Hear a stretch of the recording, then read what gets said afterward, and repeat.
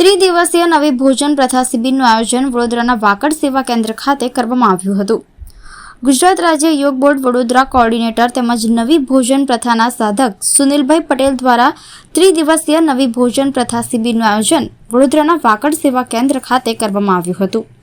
આ શિબિરમાં 200થી વધુ લોકોએ ભાગ લઈને દવા વગર ખોરાકની પદ્ધતિ બદલીને હઠીલી બીમારીઓ તથા જીવનશૈલી આધારિત રોગોમાંથી મુક્ત થવાની પદ્ધતિનું માર્ગદર્શન મેળવ્યું હતું. નવી ભોજન પ્રથાના પ્રણેતા બીવી ચૌહાણે વડોદરામાં યોજાયેલ નવી ભોજન પદ્ધતિ ત્રિદિવસીય શિબિરમાં ઉપસ્થિત નગરજનોને માર્ગદર્શન આપ્યું હતું. વિદેશમાં મોટી સંખ્યામાં લોકો આ પદ્ધતિથી અપનાવીને રોગમુક્ત થઈ રહ્યા છે. NDS પદ્ધતિમાં આહાર એ જ ઔષધ પ્રમાણે રાંધ્યા વગરના આહારથી પૂરતા પ્રમાણમાં પોષક દ્રવ્યો મળે છે.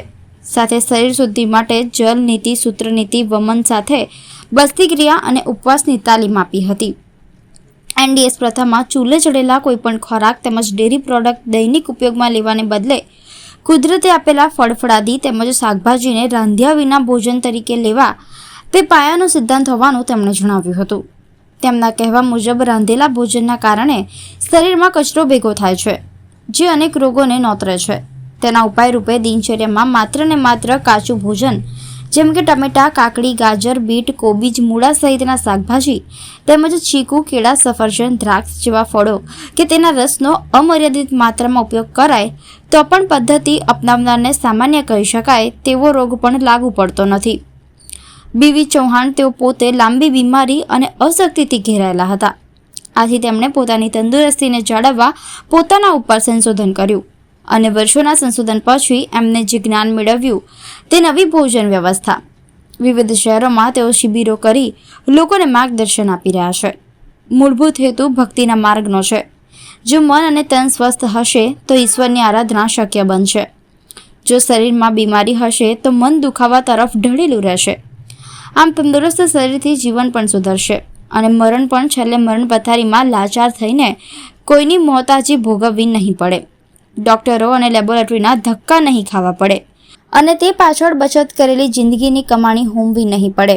ત્રિદિવસીય NDS શિબિર સંદર્ભે NDS વડોદરા કેન્દ્રના અગ્રણી સાધક સુનિલભાઈ પટેલ દ્વારા વિસ્તૃત માહિતી આપી હતી.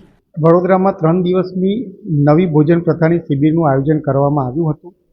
તો અમારા નવી ભોજન પ્રથાના પ્રણેતા શ્રી બીવી ચૌહાણ સાહેબની હાજરીમાં આ શિબિરનું આયોજન થયું અને સાહેબ છેલ્લા 30 વર્ષથી પોતાની જાત ઉપર પ્રયોગ કરીને સાબિત કર્યું છે કે કોઈપણ જાતની બીમારીમાં ખોરાક જ એ મુખ્ય એક જવાબદાર છે એ બીમારી થવા માટે.